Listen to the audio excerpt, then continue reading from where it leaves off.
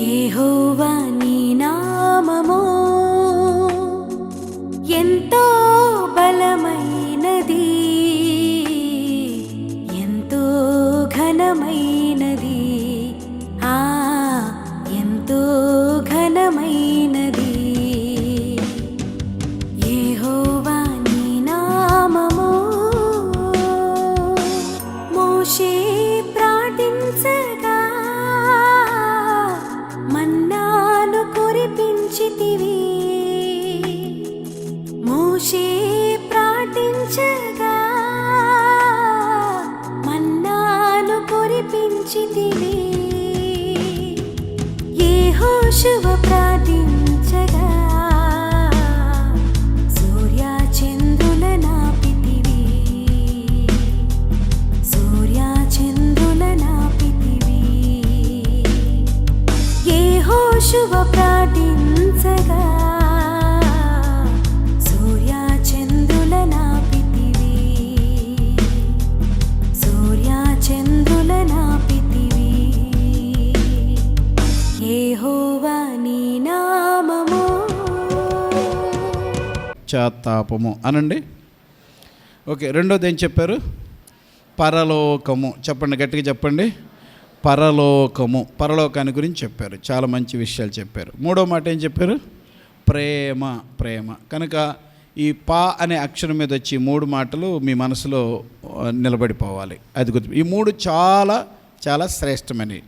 మనిషి జీవితానికి ఈ మూడు ఉంటే ఇక ఈ లోకానికి, ఈ లోకంలో జీవించే మనిషికి సరిపోతాయి. పశ్చాత్తాపం ఉంటే అన్నీ వస్తాయి. దేవుడు కనికరిస్తాడు. పశ్చాత్తాపడే బిడ్డల్ని దేవుడు ఆశీర్వదిస్తాడు. అలానే మన గురి దేని మీద ఉండాలి? పరలోకం. చర్చికి ఎందుకు వచ్చావంటే నిద్రపోవటానికి అనకూడదు. చర్చికి ఎందుకు వచ్చావంటే ఎవరు ఎట చెబుతారో విందామనికూడదు. చర్చికి ఎందుకు వచ్చావంటే రాకపోతే శాపం అవుతుందేమని కూడా అనకూడదు. చర్చికి ఎందుకు వస్తున్నామంటే ఈ భూమి మీద పరలోకానికి సిద్ధపడటానికి దేవుడిచ్చిన ఒక వ్యవస్థ ఇది, ఒక పెండ్లి కుమార్తె గదిది. సో పరలోకమే మన గురి, పరలోకమే మన ఆలోచన, పరలోకాన్ని మీదే మన మనసు పెట్టి భక్తి చేస్తే దేవుడు తప్పగా మన దేవుడు దీవిస్తాడు. ఒకటి. మూడవ మాట ఏంటంటే చెప్పండి, ప్రేమ. ప్రేమ అన్నిటికంటే చాలా చాలా ప్రాముఖ్యమైనది. ప్రేమ అన్నిటినీ సహిస్తుంది. ప్రేమ అన్ని విషయాల్లో కూడా మనకు సహాయం చేస్తుంది. మనం ఇతరులు మనకు ప్రేమ చూపించాలని కోరుకుంటాం.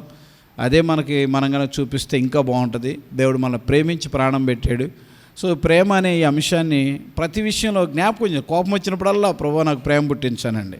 మీ కుటుంబాలు కట్టబడతాయి, మీ జీవితాలు. మన దేవుడు ఎంత గొప్ప దేవుడో, మన దేవుడు ఎంత మంచి దేవుడో మనం నమ్ముకున్న దేవుని గురించి మనం నేర్చుకుందాం. అపోస్తలుల కార్యం 17వ అధ్యాయం 24వ వచనం. అందరు తీసుకోండి, అందరూ చదవండి. జగత్తును అందరి సమస్తమును నిర్మించిన దేవుడు తానే ఆకాశమునకును భూమికిని ప్రభు అయినందున హస్తకృతములైన ఆలయములో నివసింపడు. నిర్మించిన దేవుడు అనే మాట అండర్లైన్ చేసుకోండి. నిర్మించిన దేవుడు. ఏమేమి నిర్మించాడు? జగత్తును అందరి సమస్తమును నిర్మించిన దేవుడు. నిర్మించిన దేవుడు. Hour god is God of constructor. ఆయన నిర్మాణకుడు. నిర్మాణకుడు. గట్టిగా చప్పట్లు కొట్టిన దేవునికి. Right nice. చాలా సంతోషం. ఎందుకంటే తెలుసా, నాకు ఇది చదువుతుంటే ఎంత సంతోషపడ్డాను. ఎంత మంచి దేవుడు అంటే. నాకు చాలా సమస్యలు ఉంటాయి, చాలా సమస్యలు ఉన్నాయి. ప్రభువా నా పరిస్థితి ఏంటి, నా బిడ్డల పరిస్థితి ఏంటి, నా ఇంటి పరిస్థితి ఏంటి, ఇలాంటివన్నీ ఆలోచనలు వచ్చినప్పుడల్లా కొన్నిసార్లు వీళ్ళని ఎవరు మారుస్తారు, ఇలాంటి ఆలోచనలు వచ్చినప్పుడల్లా ఈ మాట నన్ను బాగా ఆదరిస్తుంది. ఎలాగంటే, నేను నీ కుటుంబానికి నిర్మాణకుణ్ణి అంటాడు. 127 కీర్తన ఏం చెప్తుంది? యెహోవా ఇల్లు కట్టించని ఎడల. మనం ఇల్లు కట్టుకునేటప్పుడు ఈ వచనం చదువుతాం. అందరూ చెప్పండి, యెహోవా ఇల్లు కట్టించని ఎడల దాని కట్టువారి ప్రయాసము వ్యర్థమే. యెహోవా పట్టణమును కాపాడని ఎడల దాని కావలి కాయువారు మేలుకొని ఉండుట వ్యర్థమే.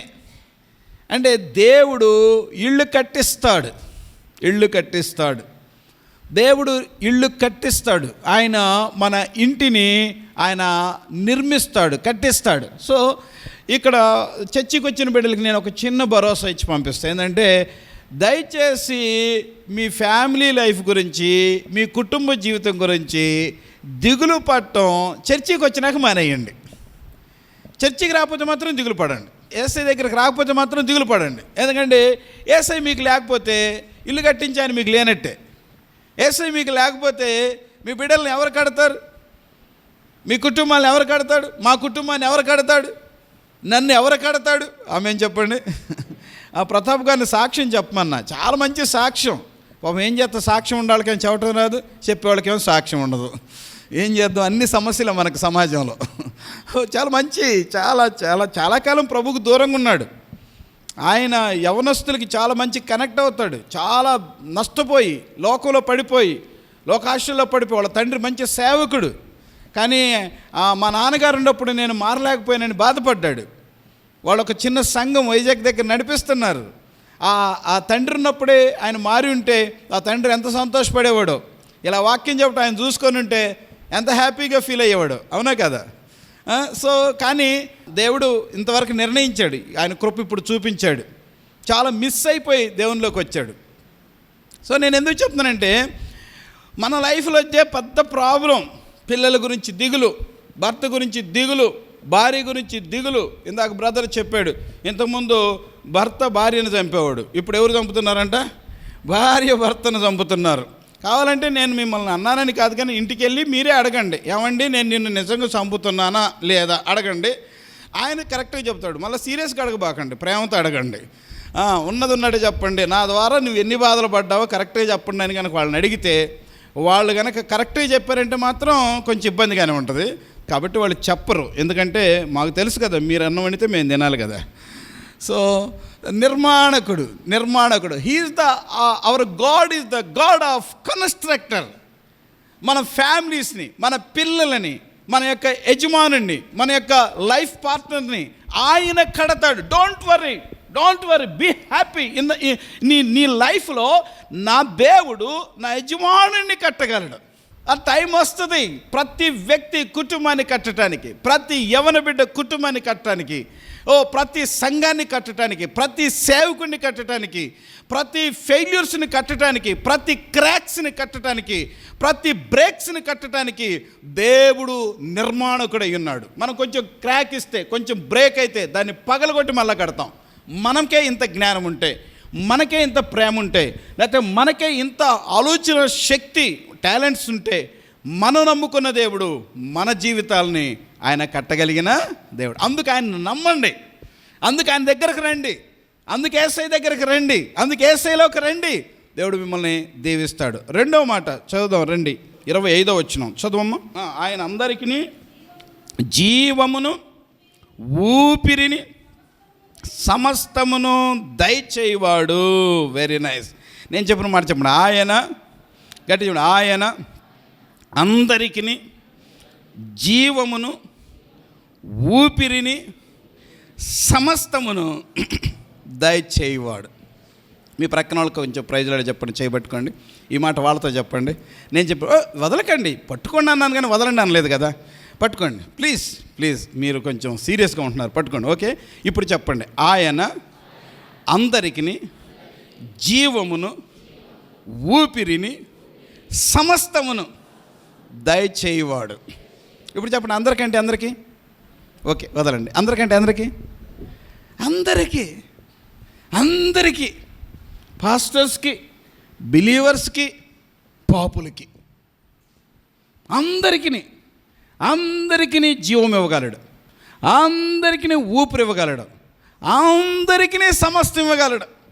అన్న డానియల్ అన్న నాకు కూడా ఇస్తాడా? నేను చర్చికి రావట్లేదే, నేను ఇంకా మార్మల్స్ పొందలేదు, నాకు ఇంకా పశ్చాత్తాపం లేదే, నాకు ఇంకా పరలోకం అంటే ఆశ లేదే, నాకు ఇంకా దేవుని అంటే ప్రేమ లేదే, నాకు కూడా చేస్తాడా? నాకు కూడా ఊపిరి ఇస్తాడా? నమ్మిన వాళ్ళకు ఊపిరి ఉందా లేదా? నమ్మని వాళ్ళకు ఊపిరి ఉందా లేదా? చెక్ చేసుకోండి. మార్మల్స్ పొందని వాళ్ళకి, చర్చికి రాని వాళ్ళకి, దేవుణ్ణి బాధ పెడుతున్న వాళ్ళకి, ఆయన అందరికీ మనమైతే చూసి చేస్తాం. ఆమె చెప్పండి ఒకసారి గట్టిగా చెప్పండి. మనం ఎలా చేస్తాం?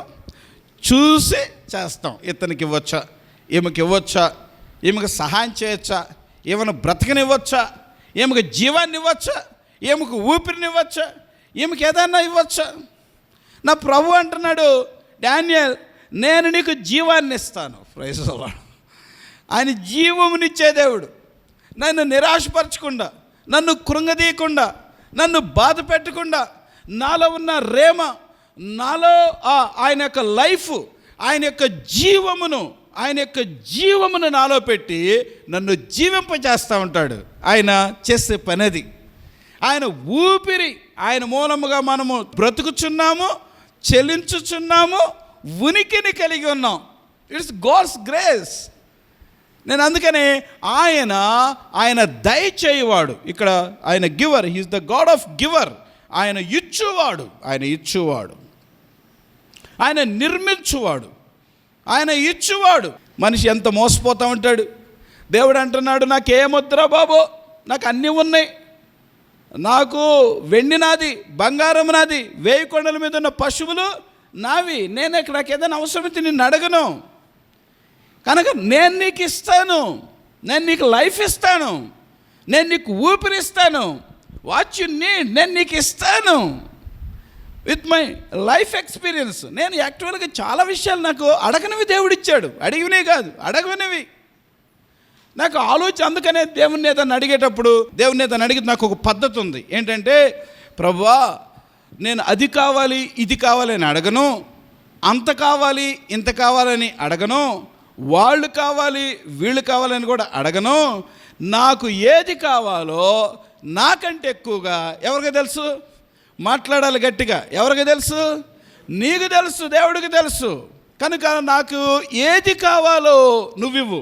రెండవది, ప్రభువా నాకు 1,00,000 రూపాయలు ఇవ్వు, నాకు 2 లక్షలు ఇవ్వు, నాకు 10 లక్షలు ఇవ్వు అని కూడా అడగను. నాకు ఎంత కావాలో నాకంటే ఎక్కువ ఎవరికి తెలుసు? నీకు తెలుసు.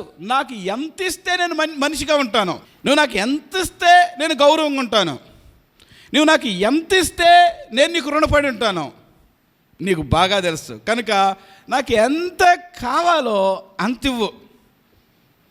మనకి కొన్నిసార్లు ఎక్కువ ఇస్తే నష్టపోతాం, కొన్నిసార్లు తక్కువ ఇస్తే నష్టపోతాం. చాలాసార్లు దేవుడు మనకి ఎంత కావాలో.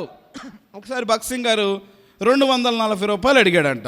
ప్రభువా 240 రూపాయలు కావాలి ప్రభువా అని ఆ రోజుల్లో ఆయన అవసరానికి అడిగితే, ఏదో రెంట్ ఏదో కట్టడానికి దేవుడు ఇచ్చాడంట 240 రూపాయలు. ఎవరు ఎమ్మో కరెక్ట్గా 240 రూపాయలు ఎమ్మో చేశారంట ఆ రోజుల్లో.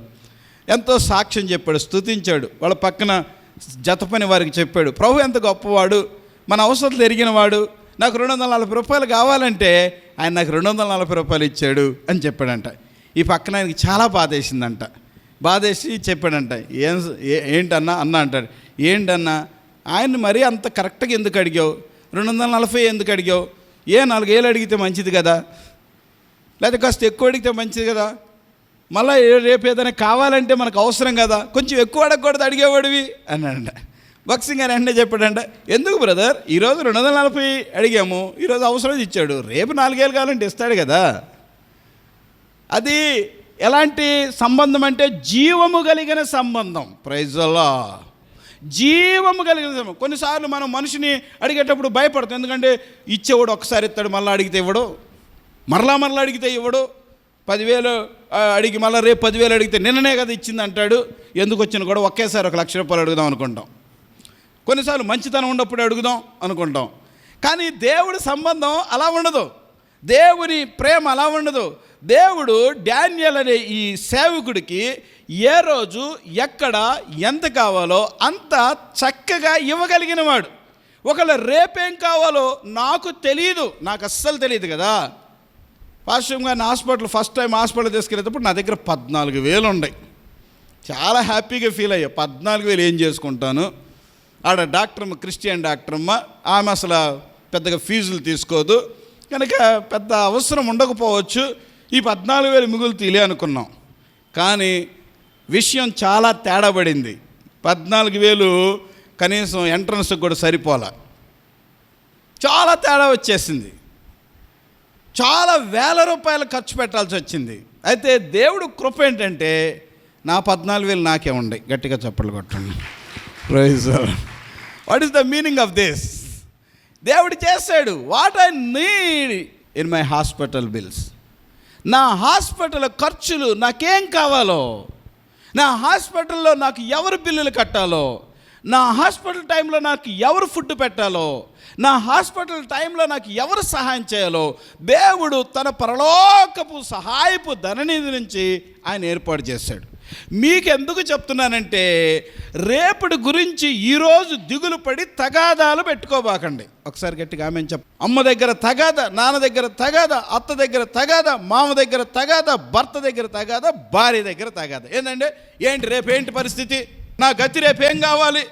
నీవు దేవునితో సంబంధం ఉంటే బైబిల్ ఒక వాగ్దానం ఉంది, surely you have a great future. అంటే ముందు గతి రానే వచ్చును. నీ ఆశ ఏం కాదు, నీ ఆశ భంగము కానేరదు.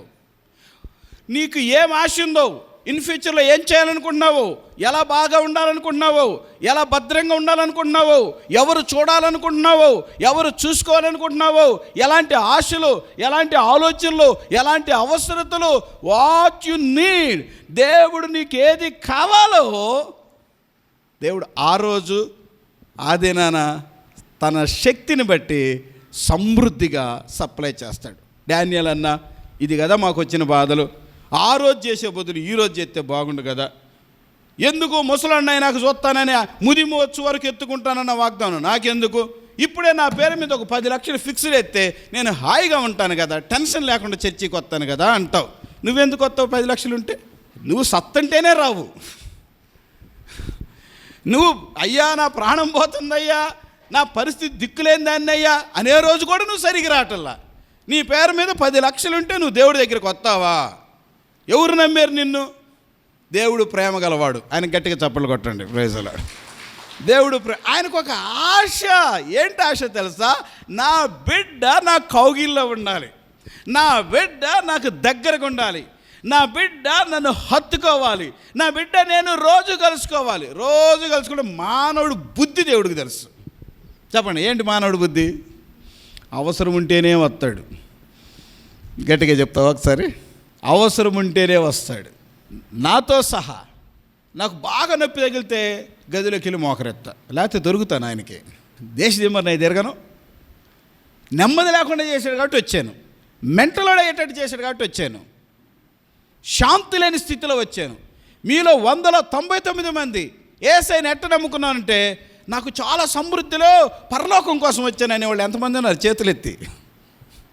నాకేం అవసరం లేదు, నాకు దేవునితో పనే లేదు, నాకు అన్ని సమృద్ధిగా ఉండే, నాకు అసలే కొరత లేదు, అయితే నాకు ఈ భూమి శాశ్వతం కాదని అర్థమై పరలోకాన్ని చేరాలని, ప్రభువునే నమ్ముకోవాలని ఆయన దగ్గరికి అందుకు నమ్మాను బ్రదర్ అనే సాక్ష్యాలు వినే రోజులు ఎప్పుడు వస్తాయో. ఖచ్చితంగా ప్రభువు మనకి సహాయం చేస్తూ ఉంటాడు, సహాయం చేసి ఉంటాడు, సహాయం చేస్తాడనే నమ్మకంతో ఉంటాం. మనం ఆయన దగ్గరికి రావటంలో ఉన్న ఉద్దేశం. కానీ దేవుడు మనలాంటి స్వార్థపరుడు కాదు. దేవుడు మన యొక్క వీక్నెస్ను సొమ్ము చేసుకునేవాడు కాదు. దేవుడు ప్రేమ స్వరూపి. ఎందుకంటే నా బిడ్డ ఏ రీతికైనా నా దగ్గరకు రావాలి. కాబట్టి వాడికి ఏం చేయాలి? వాడికి ప్రేమించి దగ్గర తీసుకుందామా, కొట్టి దగ్గర తీసుకుందామా, బుద్ధి చెప్పి దగ్గర, ఏదో ఒక రీతిగా ఆయన మెయిన్ కోర్ పర్పస్, ఆ ముఖ్యమైన ఉద్దేశం ఏంటంటే మనము ఆయనతో ఉండాలి. అది ఆయన ఉద్దేశం. కొన్నిసార్లు మనం ఆయన వదిలేసాం, పాపంలో పడిపోయాం కాబట్టి మనం ఆయన దగ్గరికి వెళ్ళలేం కాబట్టి, మనం ఆయన దగ్గరికి వెళ్ళలేదు కాబట్టి ఆయనే నశించిన దాన్ని వెదకి రక్షించడానికి మన దగ్గరకు వచ్చాడు. కనుక ఇది రెండవ అనుభవం. ఆయన ఇచ్చేవాడు. ఒక మాట చెప్పాలంటే ఆయన సమస్తం దయచేవాడు. టెన్షన్ పడిపోకండి, ధైర్యంగా ఉండండి, స్తుతించండి, ఆరాధించండి, అసలు ప్రార్థనలు ఆపేయండి, థ్యాంక్స్ చెప్పండి దేవునికి. దేవుడు గొప్ప కార్యాలు చేస్తుంటాడు.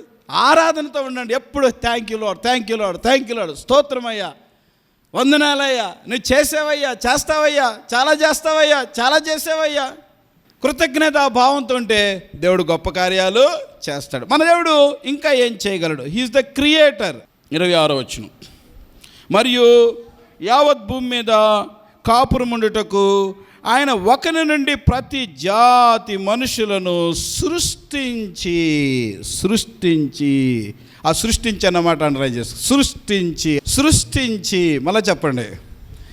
ఆయన creator. Hour god is the God of creator. ఆయన సృష్టికర్త. ఆదికాండము 1వ అధ్యాయము 27వ వచనం. కీర్తనల గ్రంథము 139 కీర్తన 13-18 వచనాలు. యెషయా గ్రంథము 43 అధ్యాయము 1వ వచనం. యెషయా గ్రంథము 44 అధ్యాయము 1-3 వచనాలు. ఇవన్నీ కూడా దేవుడు మనల్ని సృష్టించాడు, ఆయన మనల్ని నిర్మించాడు, ఆయన మనల్ని తల్లి గర్భంలోనే సృష్టించాడు, ఆయన పిండమున ఉండగానే సృష్టించాడు అని చెప్తా ఉన్నాయి. సో మీకు మాట చెప్తున్నా, మనల్ని సృష్టించాడు, మనల్ని కన్నాడు, మన తల్లి కడుపులో మనల్ని ఆయనే సృష్టించాడు, శులాలి గర్భంలో ఎముకలను ఆయనే నిర్మించాడు, గర్భములో ఉన్నప్పుడే పిండమునై ఉండగానే ఆయన కన్నులు మనలను చూచిని. కనుక సృష్టించిన దేవుడు ఆయనే మనలను పుట్టించను. 100వ కీర్తన. మనల్ని మనము సృజించుకొనలేదు. సో ఇక్కడ కూర్చున్న మీ అందరికీ నేను చెప్పదలుచుకున్న ఒక మాట, సృష్టించిన దేవుడు విడిచిపెడతాడా? సృష్టించిన దేవుని దగ్గరికి మనం రావద్దా? సృష్టించిన దేవుడు మనం నమ్ముకోవద్దా? సృష్టించిన దేవుడు మనల్ని ఎంత ప్రేమిస్తాడు? సృష్టించిన దేవుడు చంపుకుంటాడా? సృష్టించిన దేవుడు ఏడుస్తుంటే చూస్తూ ఉంటాడా? నేను మా పిల్లలతో ఒకసారి అంటే ఎక్కువగా ఒక మాట చెప్తా. నేను ఏం చెప్తానంటే, నువ్వు ఏదైనా అడుగు, నాకు బాధ లేదు, నువ్వు ఏడ్చావంటే నాకు కోపం, నువ్వు ఏడిస్తే కొడతా. అంటే దాని అర్థం ఏంటంటే, నువ్వు ఏడవటం నాకు ఇష్టం లేదు. Praise the Lord. మనం ఏమి వాళ్ళకి చేయలేం, కానీ ఏదైనా అడుగు ఇస్తా, కానీ ఏడవబాకు. దేవుడు ఎంత ప్రేమ కలిగిన దేవుడు, ఎంత ప్రేమ. మనం ఏడిస్తే ఆయన ఊరుకోడు. నా అనుభవంలో నా కళ్ళ మీద ఒక్క చుక్క నీరు వచ్చిన ఆయన ఊరుకోడు. ఒక్క చుక్క నీరు వచ్చి ప్రార్థన చేసిన ఏ ప్రార్థన వ్యర్థం కాల. ఒక్క డ్రాప్, నాకు నీళ్లు రావు, నాన్నగారు చనిపోయినప్పుడు కూడా నీళ్ళు రాలేదు. ఒక్క చుక్క కన్నీటితో నేను ప్రార్థన చేసిన ఏ అంశం నన్ను విడిచిపెట్టలేదు. మన దేవుడు మన సృష్టికర్త. ఆయన మన కన్నీళ్లను చూసి తట్టుకోలేడు. ఆయన లాజర్ని, చనిపోయిన లాజర్ని లేపగలడు. ఆయనకు ఆ విషయం తెలుసు కూడా. కానీ మరియ ఏడుస్తుంటే, మార్త ఏడుస్తుంటే బైబిల్ ఏం చెప్తుంది? యేసు కన్నీళ్ళు విడిచాను. ఎందుకు కన్నీళ్ళు విడవాలి? ఆయనకి ఏమైనా చేతగాకి విడిచాడా? ఆయన ఏమన్నా లాజర్ని లేపలేనే అని విడిచాడా? ఈ మరియ మార్తలకు సహాయం చేయలేకపోతున్నానే అని ఏడ్చాడా? ఆయన ఏడవటానికి కారణం ఏంటంటే, దట్స్ హిస్ లవ్. అది ఆయన ప్రేమ. తన బిడ్డ ఏడుస్తుంటే తను చూడలేకపోయాడు. కొన్నిసార్లు మనం కొట్టినందుకు ఏడం, మన పిల్లలు ఏడుతుంటే మనం ఏడుస్తాం, ఏడవబాకురా అని ఏడుస్తాం. ఏడవబాకురా, నువ్వు ఏడితే చూడలేకపోతున్నాను రా. నేను ట్రైన్లో ప్రయాణం చేస్తూ ఉన్నాను. చాలా మంచి ధనవంతురాలు తన కుమారుని పెట్టుకొని వస్తూ ఉంది. గుంటూరు నుంచి వస్తుంది. వాడేదో కొంచెం కడుపు నొప్పిని బాధపడుతున్నాడు. వాడిని సముదాయిస్తుంది. వచ్చుకోమని చెప్తుంది. ఏం కావాలో అడుగుతుంది. వాడేమో ఏడుస్తూ ఉన్నాడు, వాడేమో నొప్పి అంటున్నాడు. ఆమె గుంటూరు నుంచి ఈ దాదాపుగా దొనకొండ వచ్చే వరకు ఆ పబ్లిక్లో తన బాధని అణుచుకుంటూ ఉంది. పిల్లలను సముదాయిస్తూ ఉంది. చివరికి ఆమె అణుచుకోలేక బ్లాస్టర్ అయిపోయి దొనకొండ వచ్చినాక ఆమె పెద్దగా ఏడ్చేసింది. ట్రైన్లో పెద్దగా ఏడ్చి ఆ బాబును పట్టుకొని నేనేం చేయగలనురా అని ఏడ్చింది. అప్పుడు ఆ ప్రక్కనున్న వాళ్ళు, మార్కాపురంలో హాస్పిటల్ ఉంటుందమ్మా, వెంటనే ట్రైను ఆగిద్ది, దిగేసి ముందు హాస్పిటల్కి వెళ్ళు, ఆమె కర్నూలు ఎక్కడికి వెళ్ళాలి, హాస్పిటల్కి వెళ్ళు, ట్రీట్మెంట్ తీసుకొని తర్వాత వెళ్ళొచ్చు అని చెప్పారు. సో అంటే తల్లి తట్టుకోలేకపోయింది. యేసయ్య అంటాడు, మీరు చెడ్డ తల్లిదండ్రులు మీకు ఎంత ప్రేమలు ఉన్నాయే, మరి పరలోకమందున్న మీ మంచి తండ్రిని నాకెంత ప్రేమ ఉంటుంది, నేనెంత ప్రేమిస్తున్నాను. దేవుని బిడ్డ, నువ్వు ఏడవటం నీ తల్లి చూడకపోవచ్చు, తండ్రి చూడకపోవచ్చు, భర్త చూడకపోవచ్చు, భార్య చూడకపోవచ్చు, పిల్లలు చూడకపోవచ్చు. నీ దుఃఖము నీ గదిలోనే ఉండొచ్చు, నీ గుండెలోనే ఉండొచ్చు. కానీ నీ కళ్ళల్లో గూడు కట్టుకున్న కన్నీళ్లను ఎవరు చూడగలరు? నీ సృష్టికర్త చూస్తాడు. నువ్వు ఏడిస్తే ఊరుకోడు. నువ్వు ఏడవటానికి సంతోషం కాదు, నేను ఏడవటానికి సంతోషం కాదు. ఆయన మన ఆనందాన్ని చూసి ఆనందించేవాడు. ఆయన మన యొక్క ఆరోగ్యాన్ని, లేకపోతే మన యొక్క సౌఖ్యాన్ని, సంతోషాన్ని చూసే దేవుడు. అటువంటి దేవుడు, hour god is the God of creator. ఆయన మనల్ని సృష్టించిన వాడు. అందుకే ఆయన నమ్ముకోవాలి, ఆ దేవుడి దగ్గరికి, ఈ నిజ దేవుడి దగ్గరికి అందుకు రండి. ఇక్కడ కూర్చుని మీరు కానీ, లైవ్లో చూస్తున్న దేవుని బిడ్డలు కానీ, రకరకాల విధాలుగా దేవుని సువార్త వింటున్న ప్రపంచంలో ఉన్న దేవుని బిడ్డలారా, సర్వ మానవాళి ఒక సత్యం తెలుసుకోండి. మీ దేవుడు, మీ సృష్టికర్త, ఆయన దగ్గరికి రండి. ఆయన నీ ప్రతి బాష్ప బిందువును తుడిచివేయగలడు. యెహోవా నీ నామము ఎంతో బలమైనది, ఎంతో ఘనమైనది, ఎంతో ఘనమైనది. యెహోవా నీ నామము. మోషే ప్రార్థించగా మన్నాను కురిపించితివి. మోషే ప్రార్థించగా మన్నాను కురిపించితివి. యెహోషువ ప్రార్థించగా